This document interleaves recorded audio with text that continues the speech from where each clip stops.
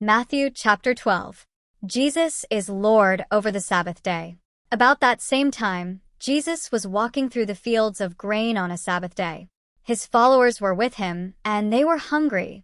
So they began to pick the grain and eat it. The Pharisees saw this.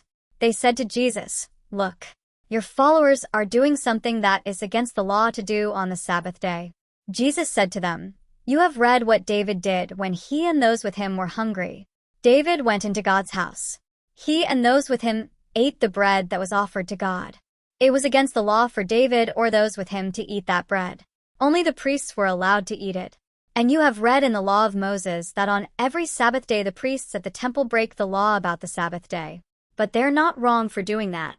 I tell you that there is something here that is greater than the temple. The scriptures say, 'I don't want animal sacrifices. I want you to show kindness to people.' You don't really know what that means.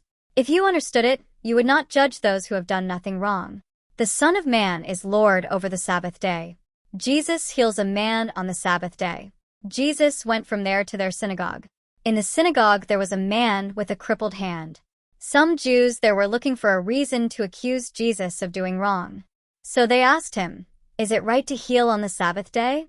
Jesus answered, "If any of you has a sheep and it falls into a ditch on the Sabbath day, you'll take the sheep and help it out of the ditch. Surely a man is more important than a sheep. So it is right to do good on the Sabbath day." Then Jesus said to the man with the crippled hand, "Hold out your hand." The man held out his hand, and it became well again, the same as the other hand. But the Pharisees left and made plans to kill Jesus. Jesus is God's chosen servant. Jesus knew what the Pharisees were planning. So he left that place, and many people followed him.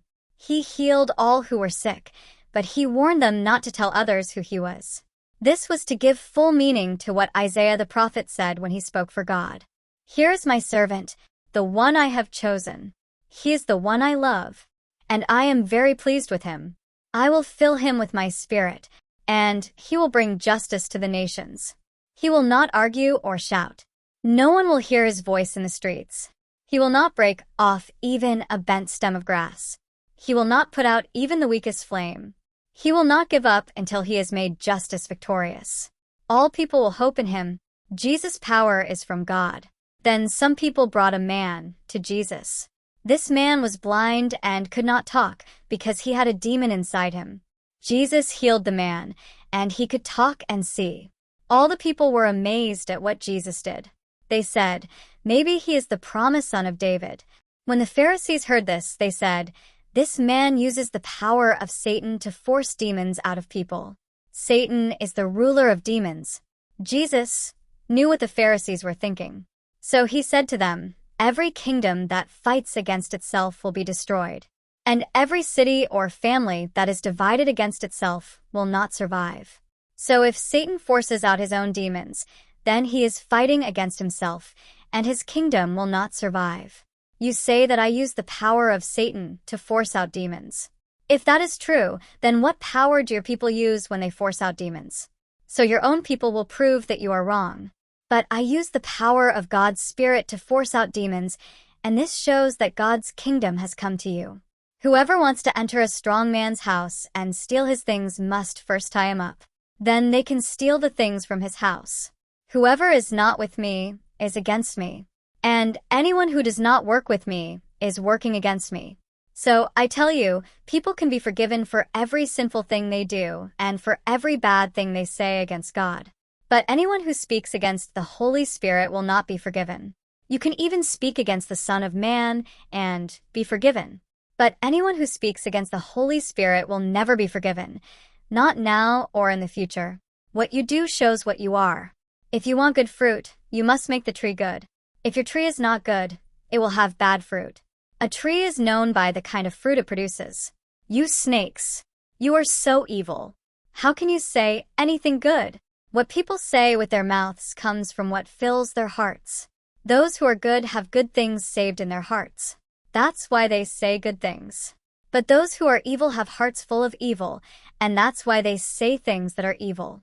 I tell you that everyone will have to answer for all the careless things they have said. This will happen on the day of judgment. Your words will be used to judge you. What you have said will show whether you are right or whether you are guilty." Some people doubt Jesus' authority. Then some of the Pharisees and teachers of the law answered Jesus. They said, "Teacher, we want to see you do a miracle as a sign from God." Jesus answered, "Evil and sinful people are the ones who want to see a miracle as a sign. But no miracle will be done to prove anything to them.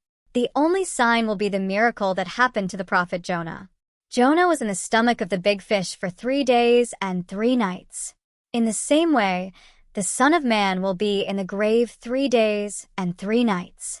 On the judgment day, you people who live now will be compared with the people from Nineveh, and they will be witnesses who show how guilty you are. Why do I say this? Because when Jonah preached to those people, they changed their lives. And you are listening to someone greater than Jonah, but you refuse to change. On the judgment day, you people who live now will also be compared with the Queen of the South, and she will be a witness who shows how guilty you are. I say this because she traveled from far away to listen to Solomon's wise teaching. And I tell you that someone greater than Solomon is right here, but you won't listen." The danger of emptiness. When an evil spirit comes out of a person, it travels through dry places looking for a place to rest, but it finds none. So it says, "I will go back to the home I left." When it comes back, it finds that home still empty. It is all neat and clean. Then the evil spirit goes out and brings 7 other spirits more evil than itself. They all go and live there, and that person has even more trouble than before. It is the same way with the evil people who live today. Jesus' followers are his true family. While Jesus was talking to the people, his mother and brothers stood outside. They wanted to talk to him. Someone told him, "Your mother and brothers are waiting for you outside. They want to talk to you." Jesus answered, "Who is my mother? Who are my brothers?" Then he pointed to his followers and said, "See, these people are my mother and my brothers. Yes, anyone who does what my Father in heaven wants is my true brother and sister and mother."